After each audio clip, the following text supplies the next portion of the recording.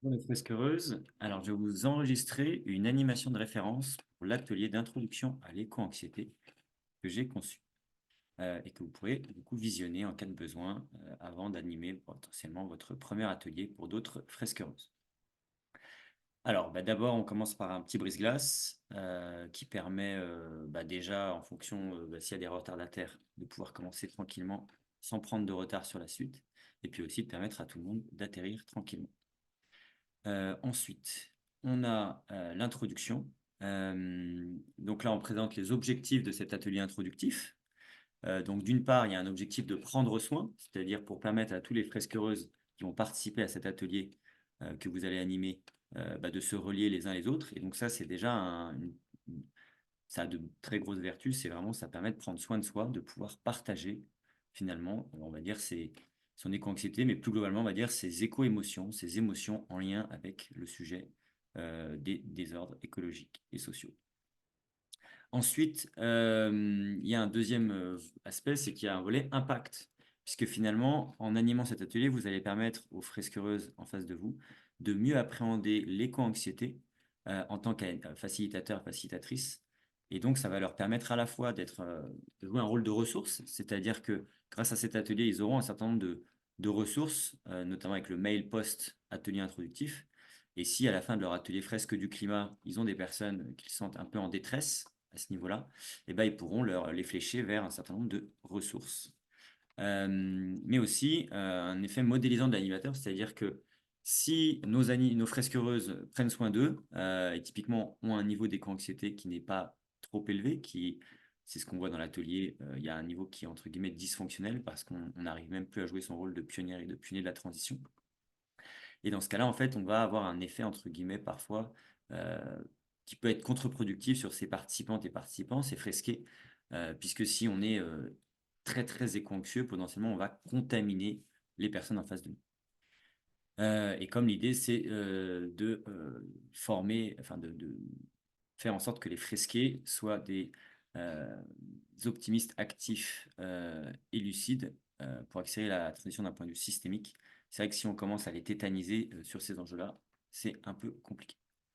Donc après cette brève introduction, l'approche est la suivante. Lorsqu'on aborde la question de l'éco-anxiété, comme pour l'atelier fresque du climat, l'idée est de prendre en compte les trois dimensions de l'attitude, un concept central en psychologie sociale, car partiellement prédictif des comportements d'une personne sur un sujet, par exemple le climat. Donc là, au niveau de la dimension cognitive, donc la tête, c'est les connaissances. Est-ce que par exemple on a les ordres de grandeur sur la hauteur de la marche à franchir collectivement et la gravité de la situation? Il y a la dimension affective, donc le cœur.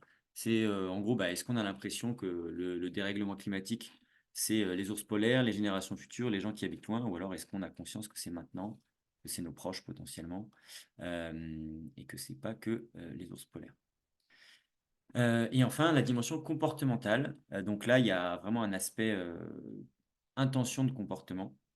Est-ce que, par exemple, j'ai envie d'agir pour lutter contre les causes et conséquences du dérèglement climatique?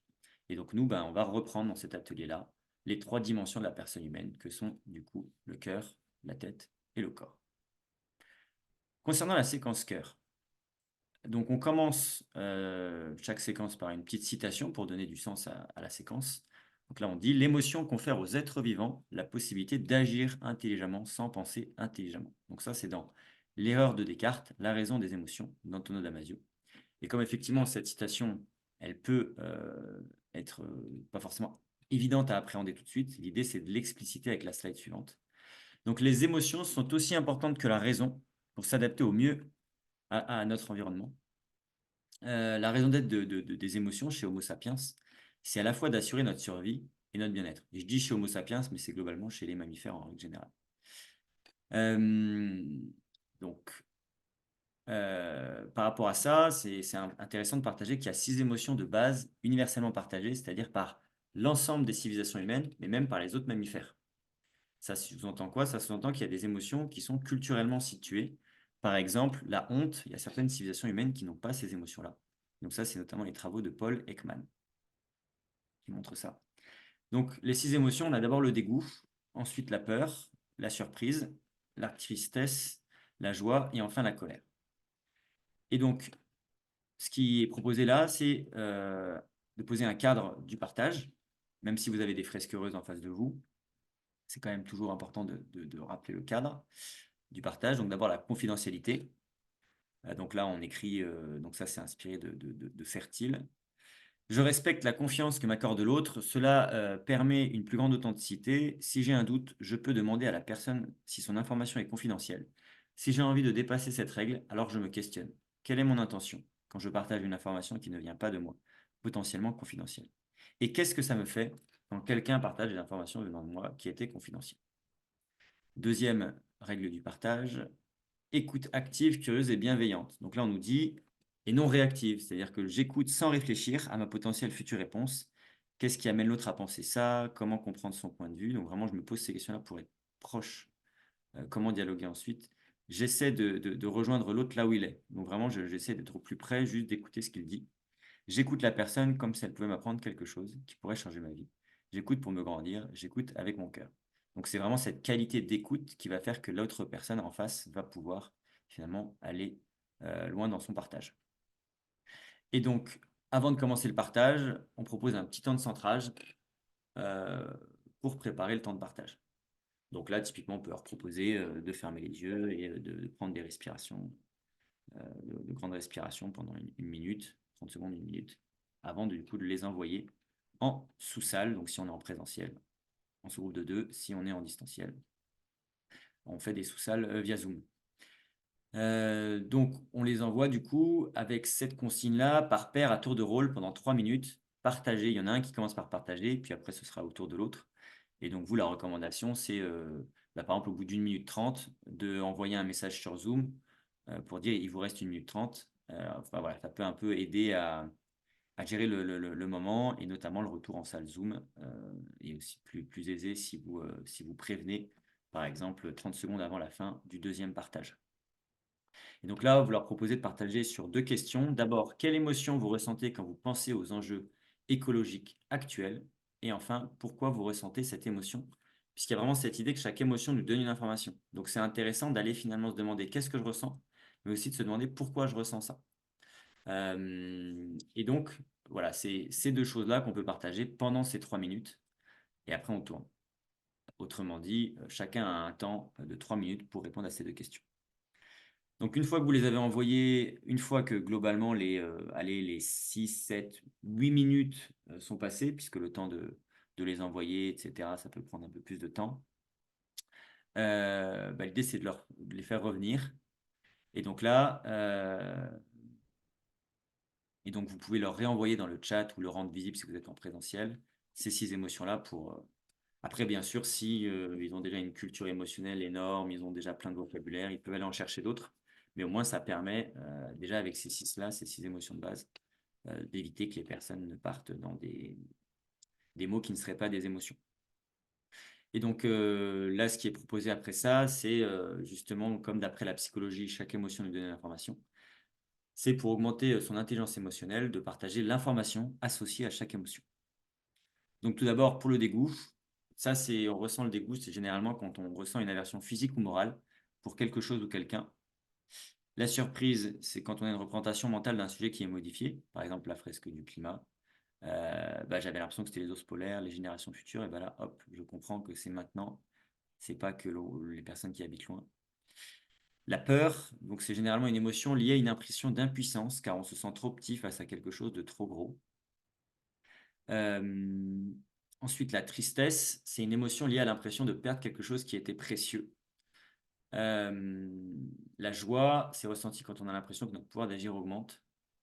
Et enfin, la colère, émotion liée à une impression d'injustice. Par exemple, ce n'est pas les plus responsables du dérèglement climatique qui vont en subir le plus fortement les conséquences parce qu'ils auront moins de moyens pour s'adapter. Donc maintenant que la séquence cœur est terminée, l'idée c'est d'aller sur la séquence tête. Donc là, pareil, citation pour introduire un peu le sens de cette séquence. Le savoir, c'est le pouvoir, de Francis Bacon. Autrement dit, toujours pareil, une deuxième slide pour un peu donner le sens pourquoi on donne cette citation. L'acquisition de connaissances, c'est un moyen d'augmenter le pouvoir d'agir pour mieux appréhender les enjeux liés à l'éco-anxiété. Donc là, on commence par leur poser une question. Qu'est-ce que pour vous l'éco-anxiété? C'est-à-dire que On a commencé par la séquence cœur parce que nous, quelque part, on voulait savoir quelles étaient leurs éco-émotions en lien avec les dérèglements écologiques. Et donc, on ne voulait pas biaiser en leur demandant tout de suite, voilà, est-ce qu'ils ont de l'éco-anxiété ou je ne sais pas, mais juste, c'est quoi leurs éco-émotions. Là, maintenant, on va, puisque c'est un atelier sur l'éco-anxiété, plus spécifiquement, pas que, mais on va dire, comme c'est souvent un sujet qui est lié à la question des règlements écologiques, donc en lien avec la frise du climat, on fait un focus là-dessus. Et donc, bah, finalement, là, cette question-là, elle permet de savoir, enfin, de montrer déjà qu'on n'a pas forcément tous la même, on met pas tous la même chose derrière l'éco-anxiété. Donc, on leur propose de répondre à ça euh, de répondre à ça. Donc, soit à l'oral, si vous êtes en présentiel, soit à l'écrit dans le chat. Et là, ce que vous pouvez proposer, c'est que les gens écrivent dans le chat et qu'ils ne tapent sur entrée que quand tout le monde a fini, pour éviter que les gens ne se biaisent les uns les autres. Et une fois que c'est fait, vous pouvez, quand c'est sur Zoom, vous pouvez lire à haute voix quand vous êtes en présentiel, tout le monde l'entend puisque les gens partagent en direct. Suite à ça, bah là, c'est maintenant qu'on a montré un peu que finalement, il y a des significations différentes, ça peut être intéressant aussi de montrer que l'éco-anxiété, parfois, on dit éco-anxiété, on dit d'autres concepts, mais en fait, ça ne recouvre pas tout à fait la même chose, même si c'est souvent lié. Donc, bah, l'éco-anxiété, il faut la différencier, par exemple, de l'anxiété relative au dérèglement climatique. Là, la différence, c'est que l'éco-anxiété, c'est plus large. C'est pas que le dérèglement climatique, mais on va dire, pour faire simple, c'est l'ensemble des frontières planétaires. C'est le franchissement de l'ensemble des frontières planétaires. Donc, c'est plus large que l'anxiété relative au dérèglement climatique. Après, on a la solastalgie. Là, la solastalgie, c'est tiré notamment du mot nostalgie. C'est plutôt quelque chose qui est rétrospectif. C'est par exemple, j'avais l'habitude de me promener dans une forêt et il se trouve que cette forêt a été remplacée par un parking de supermarché. Et ben dans ce cas-là, quand je vais me balader dans ce parking-là, je vais pouvoir potentiellement éprouver de la solastalgie, c'est-à-dire sorte de nostalgie pour un lieu qui n'est plus et que je chérissais. Après, l'éco-culpabilité, donc ça, c'est lié au fait d'avoir le sentiment de ne pas en faire assez par rapport au sujet, aux luttes contre les causes et conséquences du dérèglement climatique, par exemple, ou plus globalement du franchissement des frontières planétaires. Et puis enfin, l'éco-deuil, donc là, c'est tous les mécanismes en lien avec le deuil, notamment de projection, faite en lien avec le franchissement des frontières planétaires. Euh, donc, comme je l'ai dit, vous allez voir quand même, il y a des liens avec ça. Et donc, maintenant qu'on a vu ce que n'était pas ce que n'était pas entre guillemets l'éco-anxiété, puisque c'est différent des concepts qu'on a vus ici, c'est intéressant du coup de donner une définition, sachant qu'il y en a plusieurs. Là, moi, j'ai retenu celle-là parce qu'elle est assez courte. Et donc, d'après l'Association américaine de psychiatrie, l'éco-anxiété, c'est la peur chronique du désastre environnemental. Donc, vous allez voir dans les symptômes, ça va résonner avec cette citation, avec cette définition. Donc là, avant d'en donner un peu plus, c'est quelques remarques. La première, c'est il est important d'avoir à l'esprit que l'éco-anxiété n'est pas une maladie, mais un mal-être sur l'échelle qui va du bien-être au mal-être à la maladie psychiatrique. Donc c'est vraiment un continuum. L'objectif, c'est que tous les êtres humains soient plutôt dans le bien-être. Euh, et, euh, et du coup, bah, quand ils sont plus dans le bien-être, potentiellement ils sont dans le mal-être. Et s'ils y restent trop longtemps et si, entre guillemets, ce mal-être dégénère, il peut potentiellement se transformer en maladie psychiatrique. Donc là, il y a justement, par rapport à ce que je viens de dire, l'idée, c'est rester à un niveau élevé d'éco-anxiété, donc avec un niveau élevé de mal-être, c'est s'exposer à un risque de développer une maladie psychiatrique, type dépression ou anxiété généralisée. Et donc, c'est aussi important d'avoir en tête qu'il y a une échelle de mesure qui a été publiée en 2021 pour évaluer le niveau d'éco-anxiété. Donc, c'est l'échelle d'éco-anxiété de Hogg, du nom d'un chercheur australien. Donc, cette échelle de mesure, voilà à quoi elle ressemble. On nous dit, durant ces 2 dernières semaines, à quelle fréquence vous êtes-vous senti perturbé par les problèmes suivants lorsque vous pensiez au dérèglement climatique ou à d'autres problèmes environnementaux globaux? Exemple, réchauffement climatique, dégradation écologique, épuisement des ressources, extinction d'espèces, trous dans la couche d'ozone, pollution des océans, déforestation, etc. Et donc là, on nous dit, par rapport aux problèmes précités, à quelle fréquence, par exemple, je me suis senti inquiet ou inquiète, stressé ou sur les nerfs. Donc, je dois dire, est-ce que c'est jamais, quelquefois, plus de la moitié du temps, quasiment tous les jours. Et donc, je vais répondre de cette manière-là à 13 questions. Et à la fin de ça, je vais avoir un score. Et finalement, derrière ce score-là, il y a 4 facteurs qui sont mis en lumière. quatre, on va dire, dimensions. Euh, le premier, c'est les symptômes cognitifs, c'est la rumination. Euh, le deuxième, c'est les symptômes affectifs, c'est la peur, anxiété générée par cette rumination. Enfin, c'est les symptômes comportementaux, par exemple, problème de sommeil, difficulté au travail, isolement. Et enfin, les symptômes cognitifs, préoccupation liée à son propre impact sur la planète, sentiment de ne pas en faire assez. Et donc, d'après Pierre Exuter, finalement, ces quatre dimensions-là, c'est aussi l'itinéraire suivi généralement, hein. Toujours pareil, l'être humain, c'est un être complexe, donc c'est jamais, c'est pas un robot qui passe nécessairement par des stades.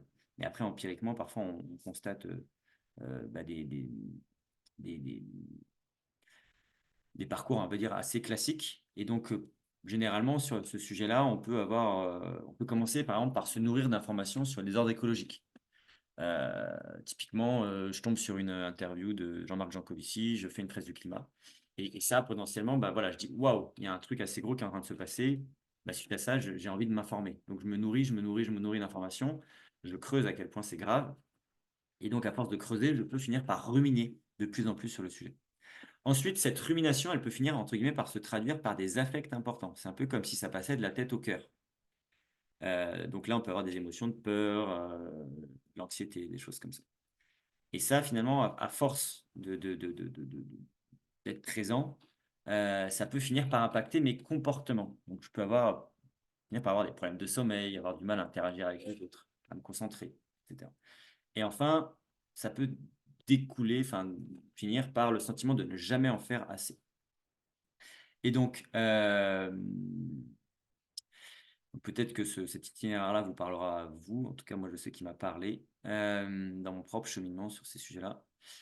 Et donc, les résultats à cette échelle, c'est important d'avoir en tête que c'est un continuum. C'est pas soit on est éco-anxieux, soit on l'est pas. Mais c'est seuls les plus hauts résultats, donc supérieurs à 27 sur 39, qui sont entre guillemets pathologiques, c'est-à-dire dysfonctionnels. C'est-à-dire ils entraînent de sérieuses difficultés dans la vie quotidienne de la personne. Donc, c'est pas pathologique au sens de c'est une maladie, encore une fois. C'est juste que c'est pathologique au sens de bah, si j'arrive plus à vivre, si j'ai du mal à dormir, si j'ai du mal à interagir, si j'ai même du mal à contribuer à ce qui a du sens pour moi, bah, on voit que on n'est pas dans un niveau des quantités qui est fonctionnel. Et dans ces cas, il est important d'aller consulter potentiellement un spécialiste, car en tout cas d'agir, de faire des choses, car la personne s'expose à un risque de développer une maladie psychiatrique, telle la dépression ou l'anxiété généralisée, si elle reste trop longtemps avec ce niveau élevé. Et d'après Pierre Exuter, il y aurait 2,5 millions de Français qui ont un niveau élevé des quantités, donc un score supérieur à 27 sur 39. Et après, voilà, je précise aussi, le niveau des quantités peut varier en fonction du contexte. Typiquement, bah oui, si vous êtes l'été et que vous êtes entouré d'incendie, bah, peut-être qu'effectivement, à ce moment-là, vous allez avoir quand même un niveau des quantités plus élevé que ce que vous avez habituellement. Donc maintenant que la séquence tête est finie, on va aller sur la séquence corps. Euh, sur la séquence corps, pareil, on commence par la citation. Donc là, on nous dit: l'action a une grande vertu, elle rend optimiste. Jean-Marc Jancovici. Bon, il n'y a pas que lui qui le dit, mais quelque chose d'assez classique. Donc là, pour éclairer cette citation, une boucle de rétroaction positive se met en place. Donc là, c'est un clin d'œil positif pour le coup, alors que le permafrost, c'est négatif. Là, c'est une bonne nouvelle. Plus j'agis, plus je suis optimiste, et plus je suis optimiste, plus j'agis. Donc là, bah, la proposition, c'est de partager en groupe de deux, toujours pareil. Idéalement, moi, je recommande le même groupe, puisqu'ils ont déjà commencé à créer une alliance entre eux. Et donc, ils peuvent finalement aller plus loin encore, continuer à cultiver ça. Et donc, c'est la même logique de partage que pour le premier temps. Donc, pas besoin de. Voilà, vous pouvez dire, bah, c'est les mêmes règles du cadre du partage que tout à l'heure. Et donc là, la proposition, c'est de partager d'abord, enfin, deux choses en même temps, toujours pareil dans les 3 minutes, à tour de rôle. Premièrement, si vous ressentez plus ou moins fortement de l'éco-anxiété, puisque là, maintenant qu'on a vu un peu ce que c'était, ça peut être intéressant de laisser la possibilité aux fresqueuses de dire, bah, moi, j'ai l'impression, au vu de ce qu'on a vu là, que oui, bah, je suis un peu, moyennement, beaucoup éco-anxieux. Et après, deuxièmement, de partager leurs bonnes pratiques et ressources pour gérer au mieux leur éco-anxiété.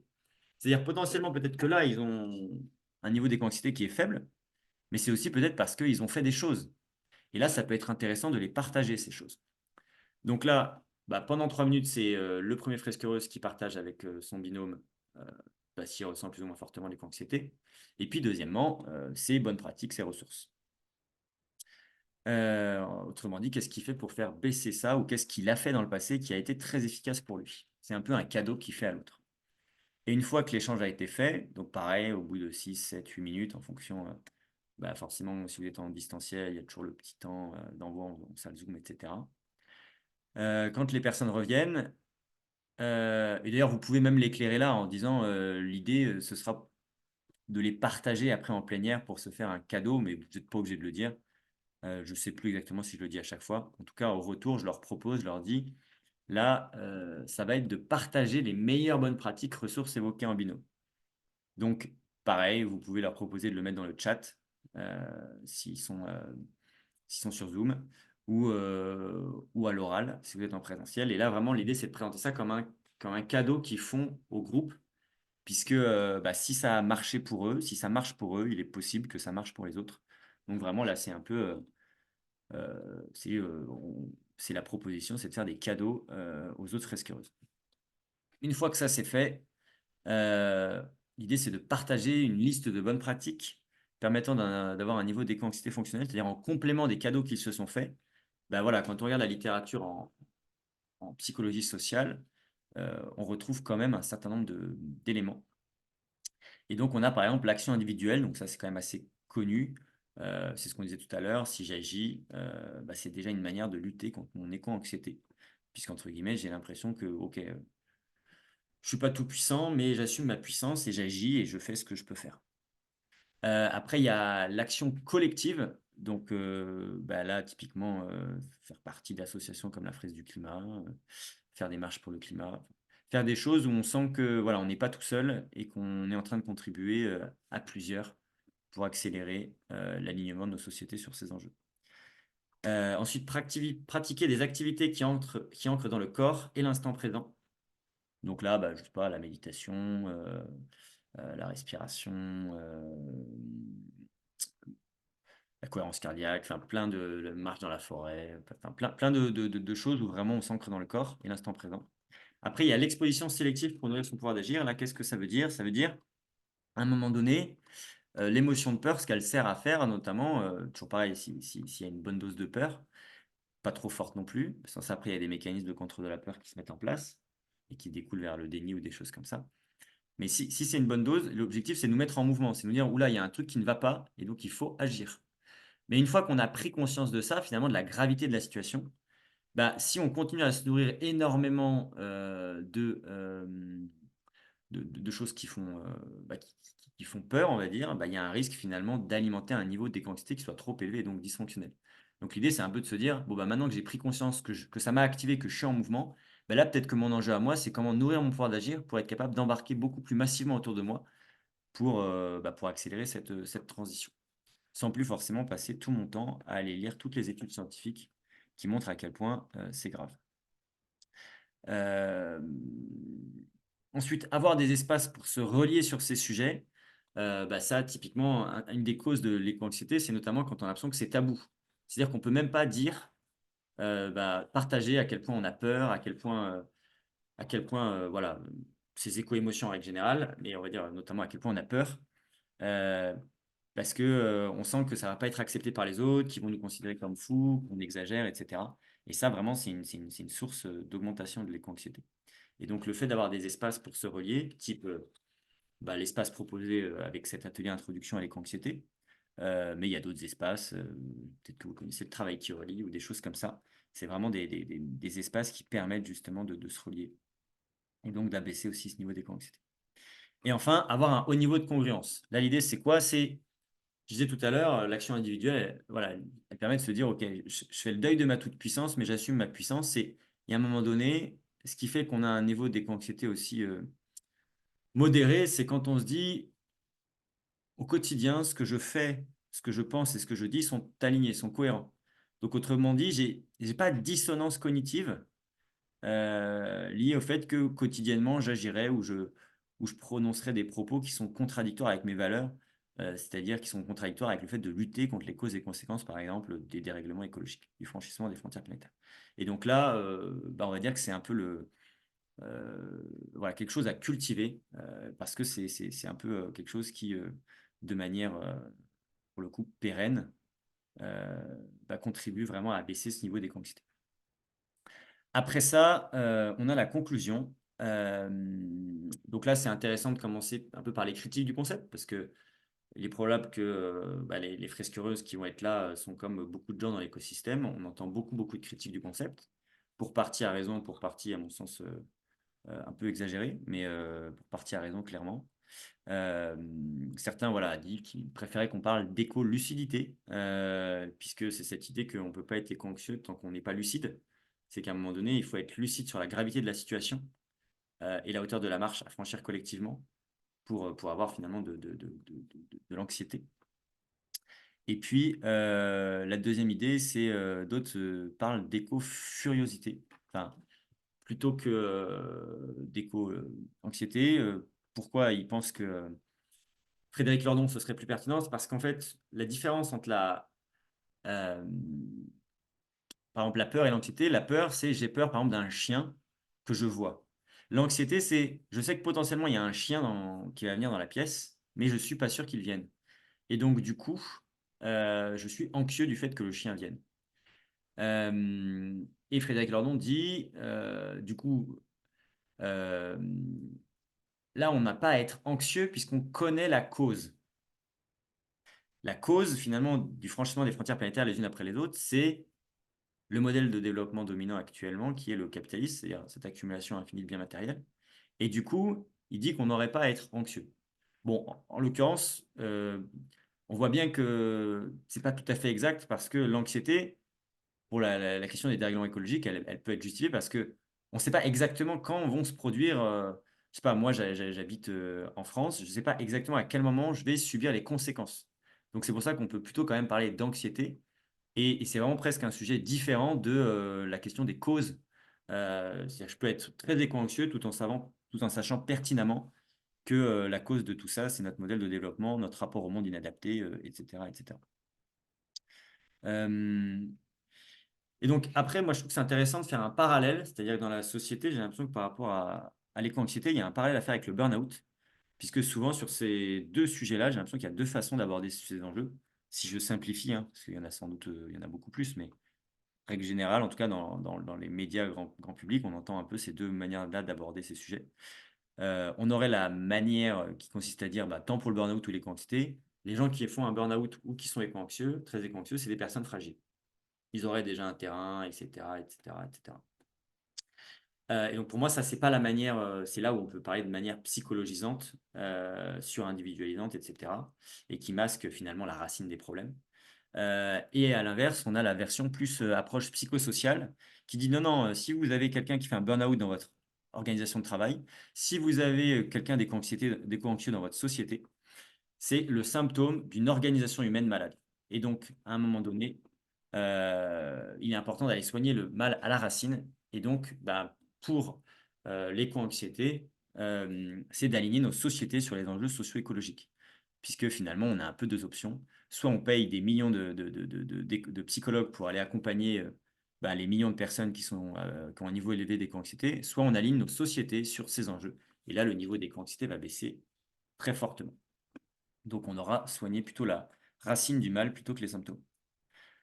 Et en ouverture, moi j'aime bien dire une dernière petite citation, c'est Irving Yalom qui dit: La réalité physique de la mort nous détruit, mais l'idée de la mort nous sauve. De quoi? Nous sauve d'une vie vide de sens. Euh, Là, l'idée sur ça, c'est que la confrontation aux enjeux écologiques peuvent nous rappeler notre finitude et donc déclencher une crise existentielle. Qu'est-ce qui caractérise une crise existentielle? C'est en gros tout ce qui avait du sens avant que je traverse cette crise n'en a plus maintenant. Donc, comme on est dans des sociétés qui nous font oublier qu'on va mourir un jour, entre guillemets, on a évacué la question de la mort, etc. Et ben, par exemple, quand je fais une fraise du climat ou je tombe sur un discours de Jean-Marc Jancovici, ça peut me renvoyer en pleine face le fait, cette gravité de la situation peut me renvoyer en pleine face le fait que bah, je suis un être fini, et donc potentiellement me faire entrer dans cette crise existentielle. Et là, d'après la thérapie existentielle, donc notamment euh, fondée par Irving Yalom, que j'ai cité juste avant, lui, il dit une crise existentielle, c'est pas une maladie à soigner, mais finalement, c'est un chemin pour vivre une vie plus authentique.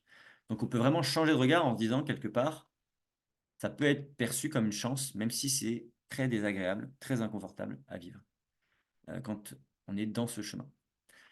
Et donc, pour illustrer ce chemin qui peut être inconfortable, on a cette facilitation graphique faite avec Fertile, et notamment Rémi et Raphaël. Et donc, on voit un peu sur celle que vous avez déjà dû voir, la courbe du deuil de Kubler-Ross, on a un peu cette idée voilà, de chemin. Encore une fois, un être humain est plus complexe qu'un modèle, mais voilà, ça permet en tout cas de se dire qu'on peut passer par là, on peut faire des retours en arrière, etc. Mais voilà, ça montre, et vous voyez avec l'idée du thermomètre où vous retrouvez vos différents facteurs en fonction de la gravité. Euh, et donc à la fin, la bonne nouvelle, c'est que voilà, on voit, on est sur, je cultive mon projet qui me dépasse, et là, je commence à rayonner, à embarquer. Et donc voilà, c'est un chemin pour passer d'éco-anxieux à éco-heureux. Et donc, en ouverture, moi j'aime bien dire que finalement, les pionnières et les pionniers de la... Enfin, les éco-anxieux peuvent être perçus comme les pionnières et les pionniers de la révolution sociétale et organisationnelle à opérer pour faire face aux enjeux. Donc c'est vraiment une manière de changer de regard et de se dire, mais finalement, les éco-anxieux, ils sont déjà en avance sur leur temps, ils sont déjà en train de s'aligner, ils sont en train d'ouvrir la voie, ils sont en train de montrer aux autres à quoi va ressembler le monde d'après. Et donc, bah, quelque part, oui, c'est très inconfortable parce qu'on est en décalé par rapport à la norme sociale dominante, par rapport au groupe dans lequel on évolue, au groupe dans lesquels on évolue. Mais la bonne nouvelle, c'est que bah, ils nous rejoindront par la suite parce que bah, voilà, les réalités physiques font qu'à un moment donné, il n'y aura pas le choix que d'y aller. Et l'idée, c'est d'y aller le plus tôt possible pour bah, que ce soit le mieux pour tout le monde. Et donc, ce qu'on propose pour clore l'atelier, c'est de proposer de résumer leur état d'esprit en un mot. C'est une pratique qui permet un peu de vous, en tant que facilitateur ou facilitatrice de cet atelier introductif, de savoir bah, qu'est-ce que vous avez produit sur les personnes en face de vous, ce qui est quand même assez motivant pour la suite. Et après ça, vous pouvez annoncer qu'il y aura un mail post-atelier avec les ressources pour aller plus loin. Euh, et donc, voilà, vous verrez dans ce mail post-atelier, enfin, vous l'avez déjà vu. Mais l'idée, c'est un peu une gradation de ressources pour que chacun y trouve son compte en fonction de ses besoins, de ses envies. Et avec voilà, l'idée de, idéalement, commencer par évaluer son niveau d'éco-anxiété. Et puis après, on a des ressources de plus en plus conséquentes en termes de temps en fonction des besoins des uns et des autres.